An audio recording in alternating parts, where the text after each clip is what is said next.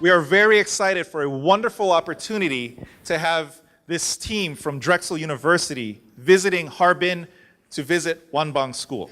And so, without any further time to be taken, I want to welcome Dr. Randall Dykey to the stage. I just want to say welcome to everyone. We're so excited and honored to be here, my colleagues and I from Drexel University. And I want to thank Principal Lin and Mr. Che for inviting us to your beautiful school. We had a chance to tour a bit today. You should clap. It's a really wonderful school. It's a beautiful, wonderful school.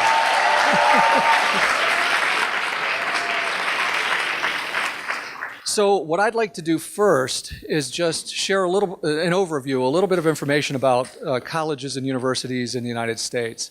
So I'd like to ask you, how many colleges and universities are there in the United States? Anybody want to take a guess?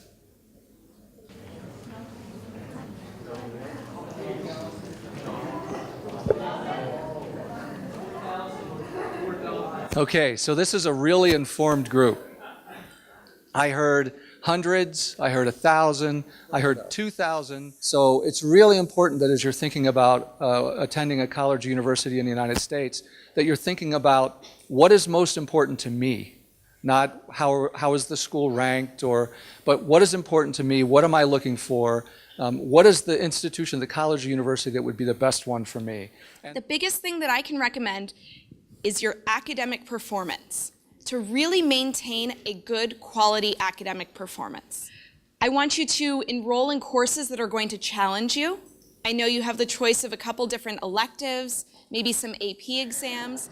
So let's see what the letters of recommendation say. They say that he's hardworking. They say that he's humble, kind, remarkable, and focused. That fit for major, what do you think about that? Engineering is his first choice. What do you think would be a good fit for major? But to Jeannie's point, that's really what we're trying to assess is, do we think the student is prepared to do well in their particular major and to be a really good community member? I think Mark is likely... One has excellent academic background, which is like learn a lot of knowledge. Another type of student travel around the world, which see a lot of culture and different people. So what will these two types of students do differently in the college? That's a great question. Thank you very much. Yeah, you're very welcome. And it's a pleasure to meet you too. So I say I'm an oddball because I didn't actually follow like a normal track through my secondary education. And I'm actually in a similar case to the first questioner over here. Although I didn't really go through 3 ninth grades in a row, I actually did go through 3 different countries before I finally came here. So this concern of being slow is also with being a couple of years older than your peer group. And you hear about like these geniuses who get into MIT at 16 years old. It's kind of difficult not to be discouraged by these other oddball cases when you're on the other side of the spectrum. So I have a little bit of understanding of your question now.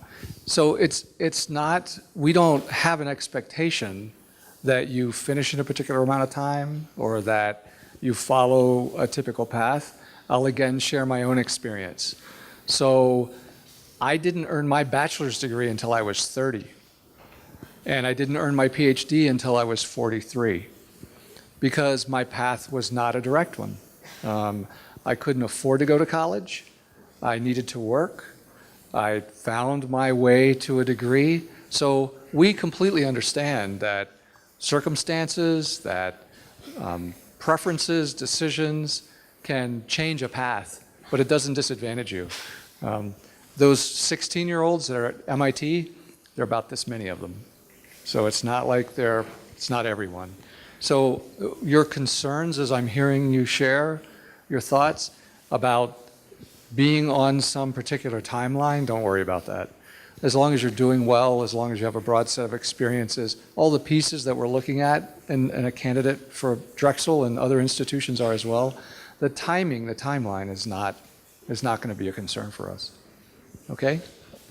Thank you. In the same way, if you found a ranking of the best food to eat in the world.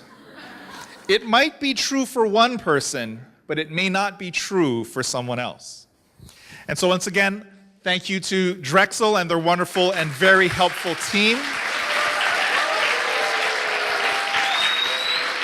Thank you for joining us these 2 days. I think they'll be around for a little bit. If you have some questions, if you want to just shake their hands, say hi, introduce yourselves. But thank you again very much.